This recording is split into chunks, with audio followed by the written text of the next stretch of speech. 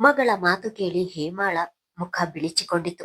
ಮಗ್ಲೇ, ನಿನ್ನಮ್ಮನಿಗೆ ಮಕ್ಕಳನ್ನು ಹೇಗೆ ಬೆಳೆಸುವುದು ಎಂದು ನಿನ್ನ ಅತ್ತೆಯ ಬಳಿ ಟ್ರೈನಿಂಗ್ ತೆಗೆದುಕೊಳ್ಳಲು ಹೇಳು ಎಂದು ಬಿರುಸಾಗಿ ಹೇಳಿ ಹೊರಹೋಗಿದ್ದನು.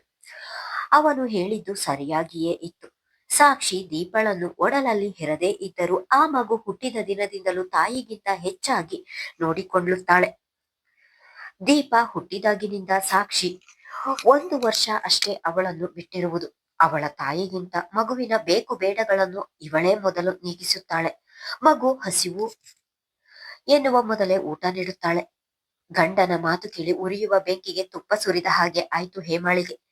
ಅಡಿಗೆ ಅಡಿಗೆ ಮನೆಯಲ್ಲಿದ್ದ ಸಾಕ್ಷಿಗೆ ತನ್ನ ಅಣ್ಣನ ಮಾತುಗಳು ಕಿವಿಸೋಕಿತು. ಈಗ ತನ್ನ ಅತ್ತಿಗೆಯ ಕೋಪ ಹೆಚ್ಚಾಗುತ್ತದೆ ಎಂದರಿತವಳು ಒಡನೆ ಹೊರಗೆ ಬಂದು, ದೀಪು, ನಾನು ನಿನಗೆ ಹಾಲು ಕೊಡುವಾಗ ಅಮ್ಮ ಮಾತನಾಡಿಸುತ್ತಿಲ್ಲ ಎಂದು ಬೇಜಾರು ಮಾಡಿಕೊಂಡಿದ್ದೆ ತಾನೆ ಎಂದಳು. ಮಗು ಹೌದು ಎಂದು ತಲೆಯಾಡಿಸಿತು. ಈಗಷ್ಟೇ ಬಿಗಿದುಕೊಂಡ ಹೇಮಾಳ ಮುಖ ಮಗಳ ಮಾತಿಗೆ ಅರಳಿತು. ಒಡನೆ ಮಗುವಿನ ಕೆನ್ನೆಗೆ ಮುತ್ತನಿರಿಸಿದಳು. ಇದೇ ಸರಿಯಾದ ಸಮಯ ಎಂದು ಹೇಮಾಳ ಕಾಲ ಬಳಿ ಕುಳಿತು ಅವಳ ಮಡಿಲ ಮೇಲೆ ತಲೆ ಇರಿಸಿ, ಅತ್ತಿಗೆ, ಅಣ್ಣನ ಪರವಾಗಿ ನಾನು ಕ್ಷಮೆ ಕೇಳುತ್ತೇನೆ. ನಾನು ಎಷ್ಟೋ ಸಲ ಈ ಮನೆಯಿಂದ ದೂರ ಇರಬೇಕು ಎಂದು ಯೋಚಿಸುತ್ತೇನೆ. ಆದ್ರೆ ಅದೇಕೋ ಅಣ್ಣ ಅದಕ್ಕೆ ಅವಕಾಶ ಕೊಡುತ್ತಿಲ್ಲ. ಈ ಮನೆಯಲ್ಲಿ ನಿಮ್ಮಿಬ್ಬರ ಮಧ್ಯ ಮನಸ್ತಾಪ ಬರಲು ನಾನೇ ಮುಖ್ಯ ಕಾರಣ ಎಂದು ನನಗೆ ಗೊತ್ತು. ಈಗಲೂ ಈ ಮನೆಯಿಂದ ಹೋಗಲು ನಾನು ತಯಾರಿದ್ದೇನೆ ಅತ್ತಿಗೆ. ಅಣ್ಣನ ಮಾತನ್ನು ಧಿಕ್ಕರಿಸಿ ಹೋದರೆ ಅವನಿಗೆ ತುಂಬಾ ನೋವಾಗುತ್ತದೆ ಎಂದು ಸುಮ್ಮನಿದ್ದೀನಿ ಅಷ್ಟೆ. ಹಾಗೆ ನೀವು ನೋಡಿದ ಹುಡುಗನನ್ನು ನಾನು ಮದುವೆಯಾಗಲು ಒಪ್ಪಿಕೊಳ್ಳುತ್ತಿಲ್ಲ ಎಂದು ಕೋಪ ಮಾಡಿಕೊಂಡಿದ್ದೀರಾ ಎಂದು ನನಗೆ ಗೊತ್ತು. ಆದ್ರೆ ಒಂದು ತಿಳಿದುಕೊಳ್ಳಿ ಅತ್ತಿಗೆ, ಅಣ್ಣ ನೋಡಿದ ಹುಡುಗನನ್ನು ಕೂಡ ನಾನು ಮದುವೆಯಾಗುವುದಿಲ್ಲ. ಈ ಮನೆಯ ಮಹಾಲಕ್ಷ್ಮಿ ನೀವು ನಗುತ್ತಿದ್ದರೆ ಮನೆಗೆ ಒಂದು ಕಳೆ. ನೀವು ಈ ರೀತಿ ಬೇಜಾರಾಗಿದ್ದರೆ ಮನೆಯನ್ನು ನೋಡಲು ಆಗುವುದಿಲ್ಲ. ನಾನು ಆಗ ನಿಮ್ಮನ್ನು ಕನ್ವಿನ್ಸ್ ಮಾಡಲು ಹಾಗೆ ಹೇಳಲಿಲ್ಲ ಅತ್ತಿಗೆ. ನೀವು ಬೇಜಾರಾಗಿದ್ದರೆ ದೀಪು ಕೂಡ ಬೇಜಾರಾಗಿರುತ್ತಾಳೆ. ಆದ್ರೆ ಅವಳು ಅದನ್ನು ತೋರಿಸಿಕೊಳ್ಳುವುದಿಲ್ಲ. ಪ್ಲೀಸ್ ಅಣ್ಣನ ಜೊತೆ ಮಾತನಾಡಿ. ನೀವು ನಿಮ್ಮ ಬೇಜಾರನ್ನು ತೋರಿಸಿಕೊಳ್ಳುತ್ತೀರಾ, ಆದ್ರೆ ಅಣ್ಣ ತೋರಿಸಿಕೊಳ್ಳುವುದಿಲ್ಲ. ಒಳಗೊಳಗೆ ಅವನು ಎಷ್ಟು ನೋವು ಅನುಭವಿಸುತ್ತಾನೆ ಎಂದು ನನಗೆ ಮಾತ್ರ ಗೊತ್ತು. ಪ್ಲೀಸ್ ಅತ್ತಿಗೆ, ಕೋಪ ಬಿಟ್ಟು ಅಣ್ಣನ ಜೊತೆ ಮಾತನಾಡಿ ಎಂದು ವಿನಂತಿಸಿದಳು.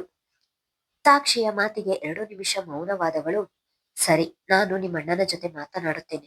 ಆದ್ರೆ ನನ್ನದೊಂದು ಕಂಡೀಷನ್ ಎಂದಳು. ಏನು ಕಂಡೀಷನ್ ಇರಬಹುದು ಎಂದು ಬಿಟ್ಟ ಕಣ್ಣು ಬಿಟ್ಟ ಹಾಗೆ ಆಶ್ಚರ್ಯದಲ್ಲಿ ನೋಡಿದವಳು ಏನದು ನಡುಗುವ ಸ್ವರದಲ್ಲಿಯೇ ಕೇಳಿದಳು. ನೀನು ಮದುವೆಯಾಗದೆ ಇದೇ ಮನೆಯಲ್ಲಿ ಇದ್ದರೆ ನನ್ನ ಮಗಳ ಭವಿಷ್ಯಕ್ಕೆ ತೊಂದರೆಯಾಗುತ್ತದೆ ಎಂದು ನನ್ನ ಭಯ.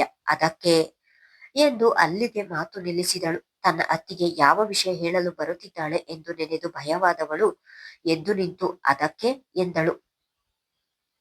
ನಾನು ಈ ಮನೆಯಲ್ಲಿ ನಿಮ್ಮಣ್ಣನ ಜೊತೆ ಖುಷಿ ಖುಷಿಯಾಗಿ ಮಾತನಾಡಿಕೊಂಡು ಇರ್ಬೇಕು ಎಂದರೆ ನಾನು ನೋಡಿದ ಹುಡುಗನನ್ನು ಮದುವೆಯಾಗದಿದ್ದರೂ ಪರವಾಗಿಲ್ಲ. ನಿನ್ನ ಅಣ್ಣ ನೋಡಿದ ಹುಡುಗನನ್ನು ಅದು ಇನ್ನೊಂದು ವರ್ಷದಲ್ಲಿ ಮದುವೆಯಾಗಿ ಈ ಮನೆಯಿಂದ ಹೋಗ್ಬೇಕು ಎನ್ನುವ ಹೇಮಾಳ ಮಾತು ಕೇಳಿ ಸಾಕ್ಷಿಗೆ ಆಘಾತವಾದಂತಾಯ್ತು.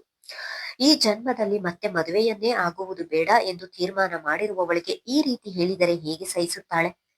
ಹೊರಗೆ ಬಾರದೆ ಇರುವ ಸ್ವರದಲ್ಲಿ ಕಷ್ಟಪಟ್ಟು, ಅತ್ತಿಗೆ, ಅದು ಎನ್ನುತ್ತಿದ್ದ ಹಾಗೆ ಅವಳ ಮಾತನ್ನು ಅಷ್ಟಕ್ಕೆ ತಡೆದವಳು, ನನ್ನ ಮಾತಿನ್ನು ಮುಗಿದಿಲ್ಲ. ನಾನು ಹೇಳಿದ ಹಾಗೆ ನೀನು ಈ ವರ್ಷವೂ ಮದುವೆಗೆ ಒಪ್ಪದೆ ಮದುವೆಯಾಗಲಿಲ್ಲ ಎಂದರೆ ನಾನು ಏನು ಮಾಡ್ತೀನಿ ಗೊತ್ತಾ ಎಂದವಳು ಅವಳ ಎದುರಿಗೆ ಬಂದು ನಿಂತು, ನನಗೆ ತವರು ಇಲ್ಲ. ಇಲ್ಲಿ ಏನೇ ನಡೆದರೂ ಎಲ್ಲಿಗೂ ಹೋಗದೆ ಇಲ್ಲಿಯೇ ಬಿದ್ದಿರುತ್ತಾಳೆ ಎಂದು ಯೋಚಿಸಬೇಡ. ನನ್ನ ಮಗಳನ್ನು ಕರೆದುಕೊಂಡು ನಿಮ್ಮ ಯಾರ ಕೈಗೂ ಸಿಗದ ಹಾಗೆ ಹೋಗುತ್ತೇನೆ ಎನ್ನುತ್ತಿದ್ದ ಹಾಗೆ ಸಾಕ್ಷಿಗೆ ಆಘಾತವಾಯಿತು. ಏನು ಮಾತನಾಡುವುದು ಎಂದು ತಿಳಿಯದೆ ಕಣ್ಣಿನಲ್ಲಿ ನೀರು ತುಂಬಿಕೊಂಡು ಮೌನವಾಗಿ ನಿಂತು ಬಿಟ್ಟಳು.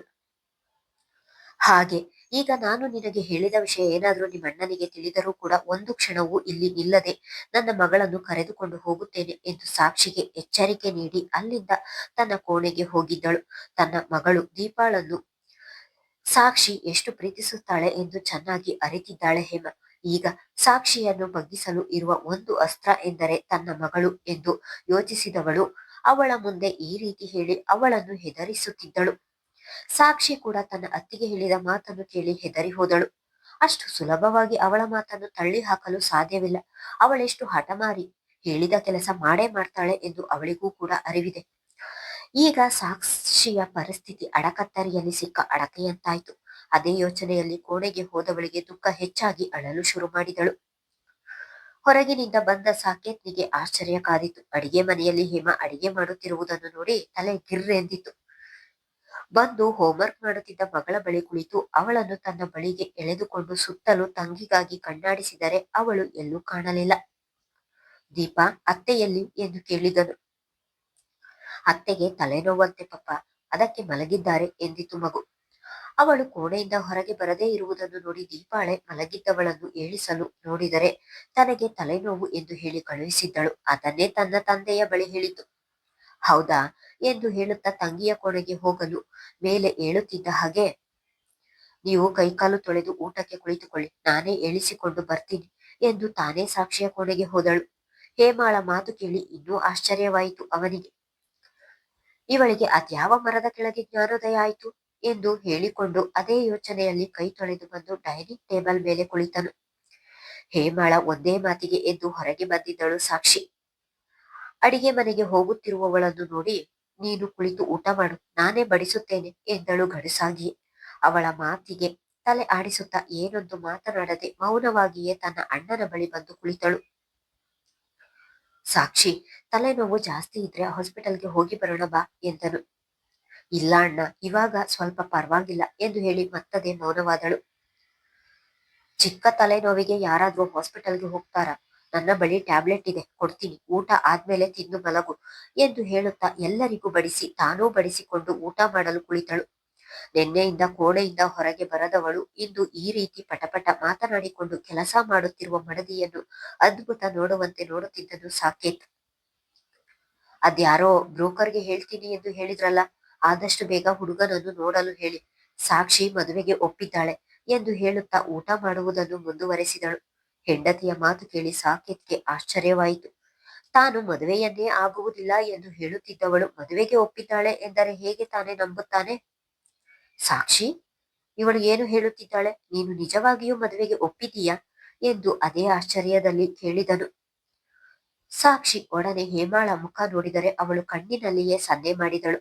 ಅದನ್ನು ನೋಡಿ ಹೆದರಿದ ಸಾಕ್ಷಿ ಅಲೆಗಳ ಹಾಗೆ ಉಕ್ಕಿ ಬರುತ್ತಿದ್ದ ದುಃಖವನ್ನು ಬಲವಂತದಿಂದ ತಡೆ ಹಿಡಿದು, ಹೌದು ಅಣ್ಣ, ನೀನು ತೋರಿಸಿದ ಹುಡುಗನನ್ನು ಮದುವೆಯಾಗ್ತೀನಿ ಎಂದವಳು ತಿನ್ನುತ್ತಿದ್ದ ತಟ್ಟೆಗೆ ಕೈ ತೊಳೆದು ನಿಲ್ಲದೆ ತನ್ನ ಕೋಣೆಗೆ ಹೋಗಿದ್ದಳು.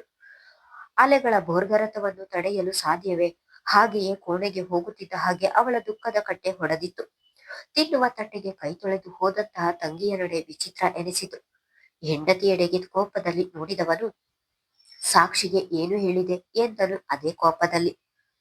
ನಾನೇನು ಹೇಳಲಿ, ನಾನು ಒಂದು ಹೆಣ್ಣಾಗಿ 4 ಬುದ್ಧಿ ಮಾತು ಹೇಳಿದೆ ಅಷ್ಟೇ, ಬೇಕಿದ್ರೆ ಹೋಗಿ ನೀವೇ ಕೇಳಿ. ಅವಳು ಕೂಡ ಸಿಟ್ಟಲ್ಲಿ ಹೇಳಿ ಅಡಿಗೆ ಮನೆಗೆ ಹೋಗಿದ್ದಳು.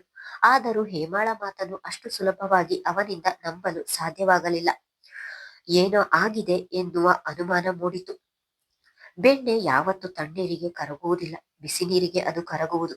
ಇದೇ ಪ್ಲಾನ್ ನಾನು ಮೊದಲೇ ಮಾಡಬೇಕಿತ್ತು. ಲೇಟ್ ಆದ್ರೂ ಪರವಾಗಿಲ್ಲ, ನನ್ನ ಪ್ಲಾನ್ ವರ್ಕೌಟ್ ಆಯ್ತಲ್ಲ, ಅಷ್ಟೇ ಸಾಕು ಎಂದು ವಿಜಯದ ನಗೆ ನಕ್ಕಳು ಹೇಮಾ. ಮನೆಯಿಂದ ಸಾಕ್ಷಿಯನ್ನು ಬಸ್ ಸ್ಟ್ಯಾಂಡ್ಗೆ ಕರೆದುಕೊಂಡು ಬರುವವರೆಗೂ ಏನಾಯ್ತು, ನಿಮ್ಮತ್ತಿಗೆ ಏನು ಹೇಳಿದಳು, ಇಷ್ಟು ಸುಲಭವಾಗಿ ಮದುವೆಗೆ ಯಾಕೆ ಒಪ್ಪಿಕೊಂಡೆ ಎಂದೆಲ್ಲ ನೂರಾರು ಪ್ರಶ್ನೆಗಳನ್ನು ಕೇಳಿದರೂ ಕೂಡ ಏನೂ ಇಲ್ಲ ಎಂದು ಹೇಳಿಕೊಂಡೇ ಬಸ್ ಸ್ಟ್ಯಾಂಡಿಗೆ ಬಂದಿದ್ದಳು ಸಾಕ್ಷಿ.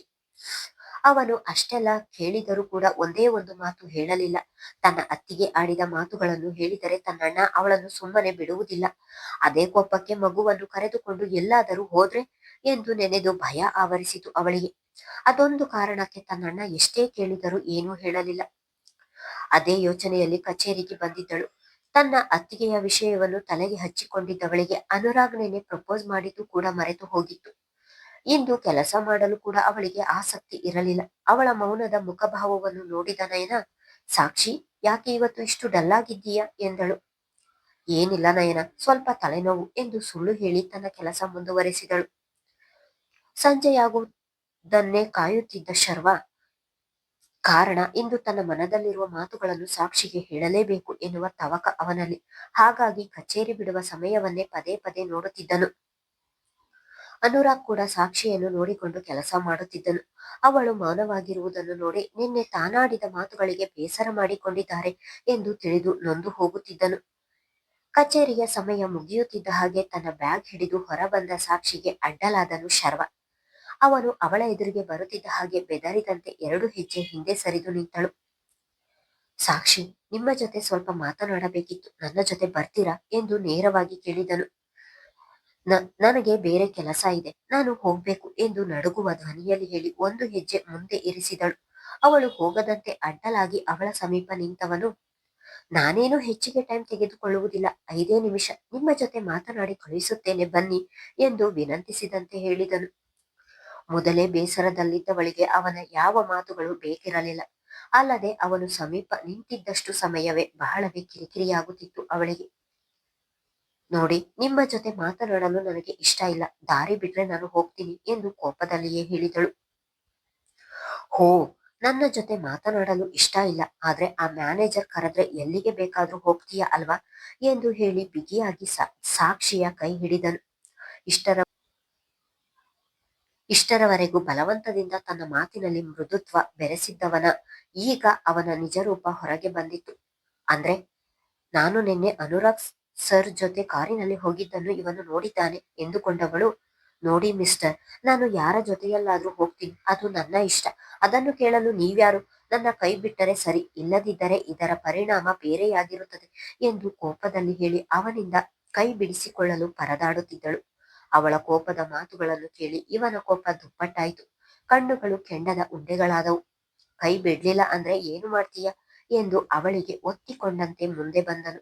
ಅವನು 1 ಹೆಜ್ಜೆ ಮುಂದೆ ಬಂದರೆ ಇವಳು 2 ಹೆಜ್ಜೆ ಹಿಂದೆ ಸರಿಯುತ್ತಿದ್ದಳು. ಇವರ ಮಾತುಗಳನ್ನು ಕೇಳುತ್ತಾ ಅಲ್ಲಿಯೇ ನಿಂತಿದ್ದ ಅನುರಾಗ್ ಒಡನೆಯೇ ಸಾಕ್ಷಿಯ ಕೈ ಹಿಡಿದಿದ್ದ ಶರ್ವನ ಕೈ ಹಿಡಿದನು.